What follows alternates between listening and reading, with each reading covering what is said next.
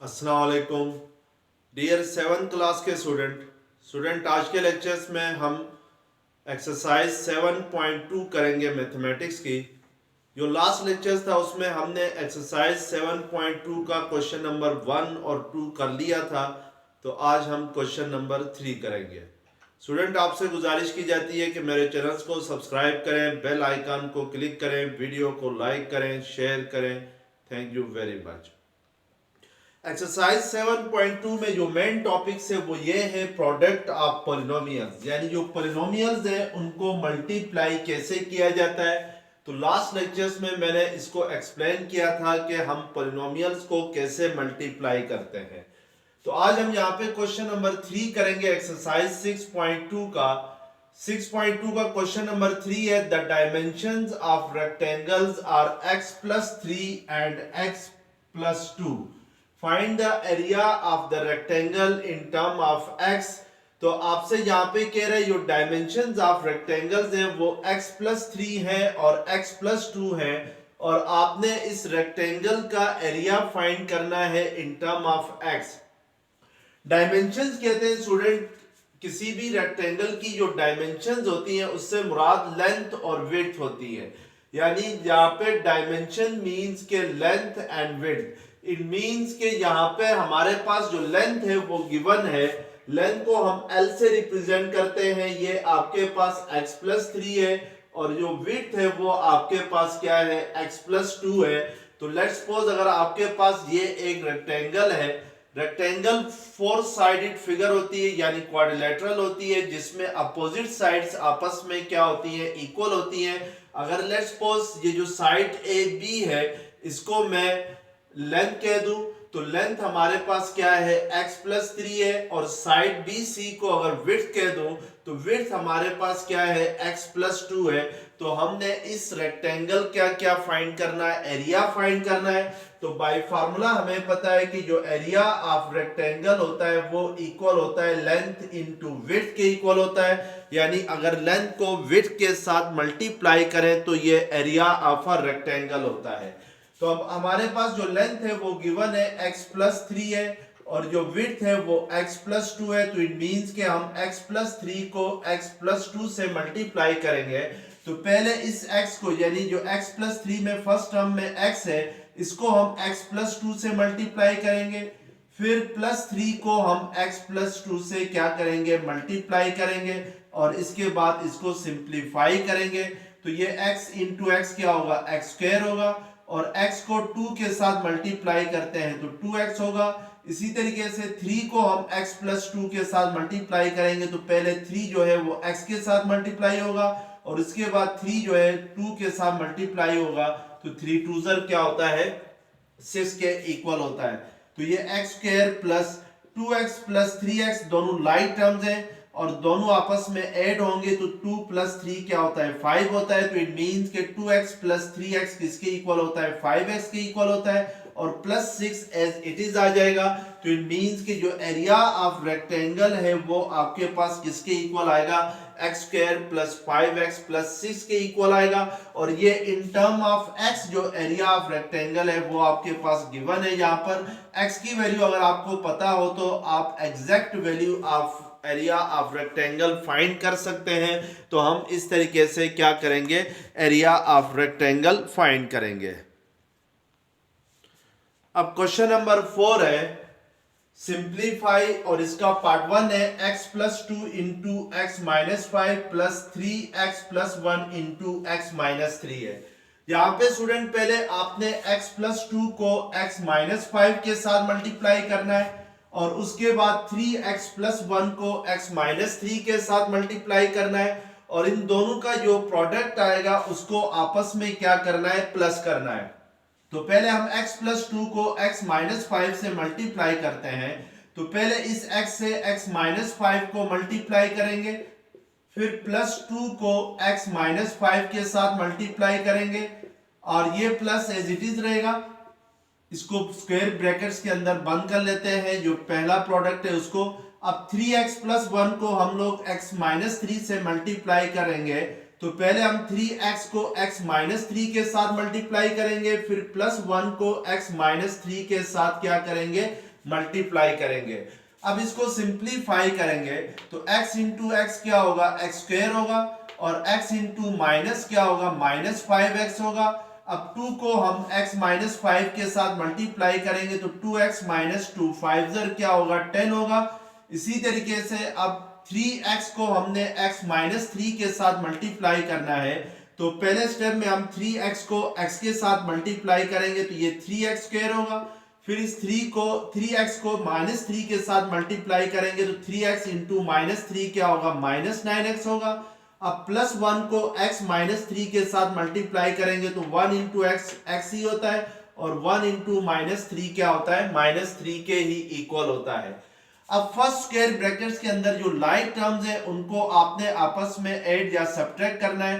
तो यहाँ पे माइनस 5x प्लस 2x दोनों के साथ x आ रहा है, तो इट मींस कि ये दोनों लाइक टर्म्स हैं, और 5x के साथ नेगेटिव साइन है, 2x के साथ पॉजिटिव साइन है, तो इट मींस कि 5 माइनस 2 क्या होगा, 3x होगा।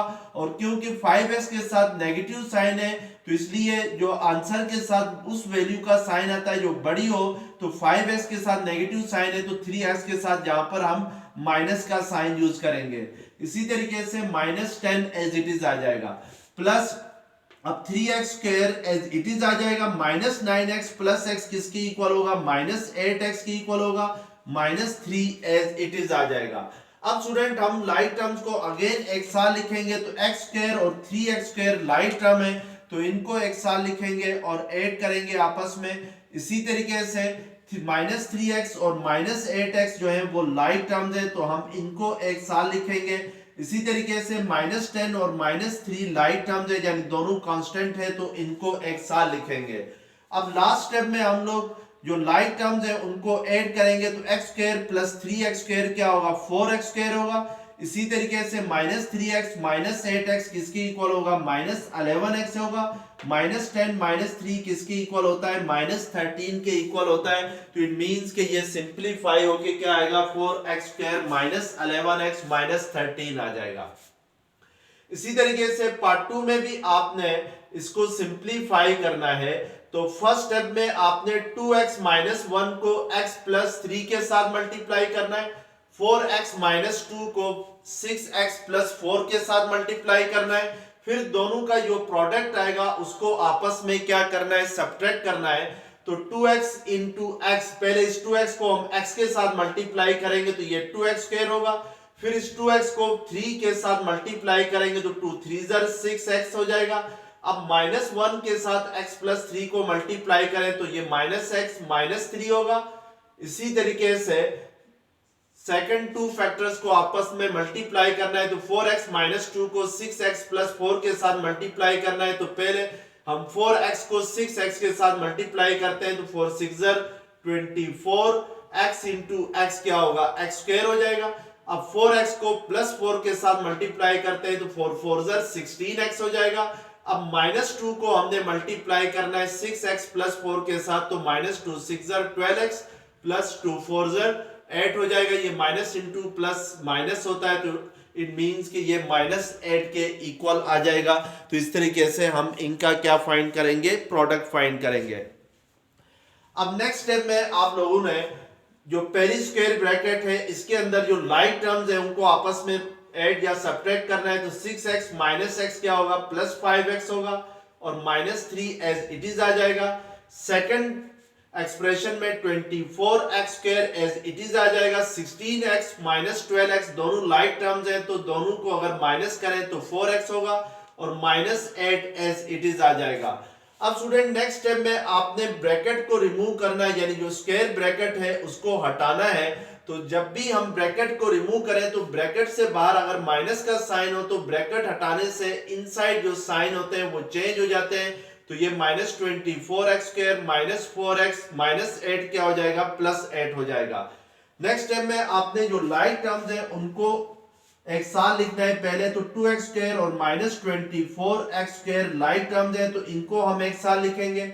इसके बाद 5x और माइनस 4x लाइक टर्म्स है तो प्लस 5x माइनस 4x को एक साथ लिखना है। और माइनस 3 प्लस 8 ये दोनों कांस्टेंट टर्म्स है तो 8 माइनस 3 को एक साथ लिखना है। अब 2x² माइनस 24x² करते हैं तो 2 छोटा है 24 बड़ा है, लेकिन 2 के साथ प्लस का साइन है, 24 के साथ माइनस का साइन है, तो इट मींस के दोनों के साथ डिफरेंट साइन है, तो वैल्यूज सब्ट्रैक्ट होंगी। 24 माइनस 2 क्या होगा, 22x² होगा, लेकिन आंसर के साथ जो साइन आएगा वो माइनस का आएगा, बड़ी वैल्यू का आएगा, तो बड़ी वैल्यू यहाँ पे क्या है 24x² है, उसके साथ माइनस का साइन है, तो आंसर के साथ हम माइनस का साइन लगाएंगे।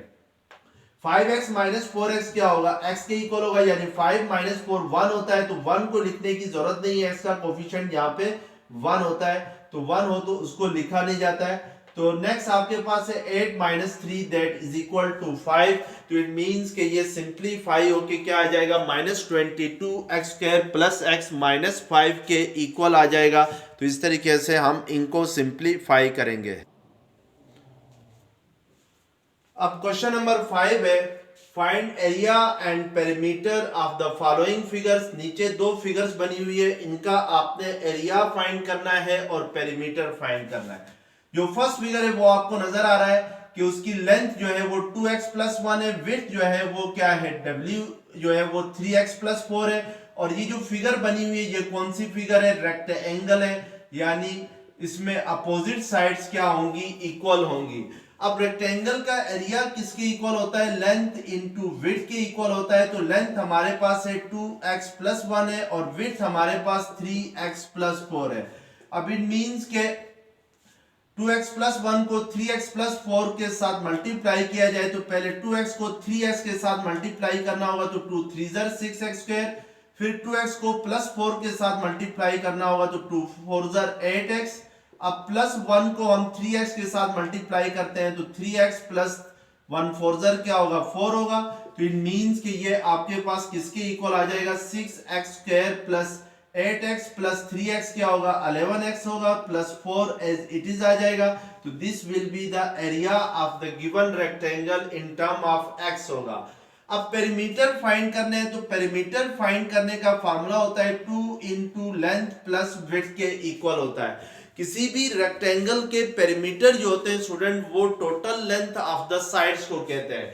जैसे लेट्स सपोज अगर एक रेक्टेंगल है, उसकी लेंथ L है, विड्थ W है, तो इसके पेरीमीटर होंगे, क्योंकि किसी भी रेक्टेंगल में लेंथ भी 2 होती है और विड्थ भी 2 होती है, तो इट मींस कि अगर मैं इसके पेरीमीटर निकालूं तो total length of the sides को पेरीमीटर कहते हैं, तो L plus W plus L plus W होगा, तो यहां से ये L प्लस L क्या होगा, 2L होगा, और ये W प्लस W क्या होगा, 2W होगा, तो यहां से अगर आप 2L प्लस 2W में 2 कॉमन लेते हैं तो ये 2 इंटू L प्लस W आ जाएगा, पेरीमीटर ऑफ द रेक्टेंगल आ जाएगा, तो इट मींस के perimeter of a given rectangle किसके इक्वल होता है, 2 इंटू L प्लस W के इक्वल होता है।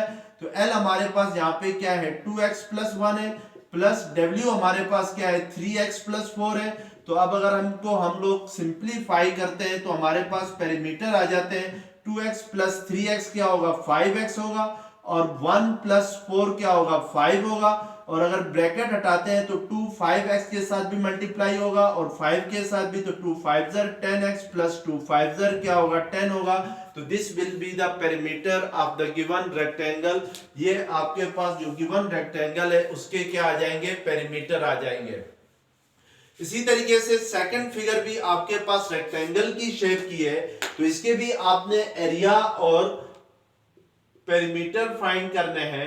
तो एरिया आपके पास किसके इक्वल होता है, लेंथ इनटू विड्थ के इक्वल होता है, तो इसकी लेंथ 3x प्लस 5 है, विड्थ जो है वो 4x प्लस 7 है, तो हम 3x प्लस 5 को 4x प्लस 7 के साथ मल्टीप्लाई करेंगे तो ये हमारे पास एरिया ऑफ द रेक्टेंगल आ जाएगा। तो 3x इंटू 4x क्या होता है, 12x² होता है।